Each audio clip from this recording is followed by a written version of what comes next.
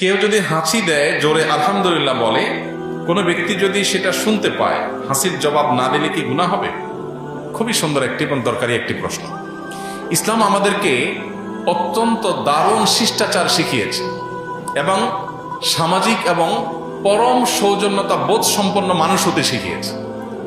অন্য কোনো সমাজে, অন্য কোনো সভ্যতা ইসলামের মতো এত বেশি আপনাকে সৌজন্যতা বোধ সম্পন্ন মানুষ হতে শেখায়নি।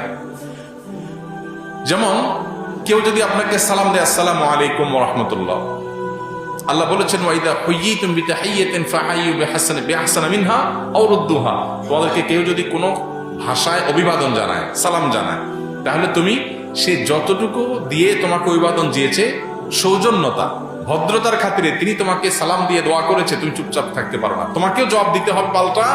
এবং সেটা তিনি যা বলে দিয়েছেন কমপক্ষে অতটুকু, বরং তার চাইতে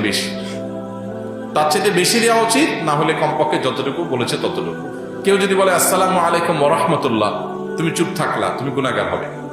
কেউ যদি আসসালামু আলাইকুম ওয়া রাহমাতুল্লাহ বলার পর জবাবে যদি আপনি বলেন ওয়া আলাইকুম আসসালাম, শুধু কমায় বলেন, তাহলে আপনি গুনাহগার হবেন। তিনি যতটুকু বলেছেন কমপক্ষে ততটুকু বলতে হবে, পারলে বাড়িয়ে বলবেন। তিনি ওয়া আলাইকুম আসসালাম আসসালামু আলাইকুম বললে আপনি বলবেন ওয়া আলাইকুম আসসালাম ওয়া রাহমাতুল্লাহ।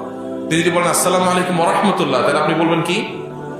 ওয়া আলাইকুম আসসালাম ওয়া রাহমাতুল্লাহি ওয়া বারাকাতুহু। অনেক ইমামদের মতে এরপরে মাগফিরাত ইত্যাদি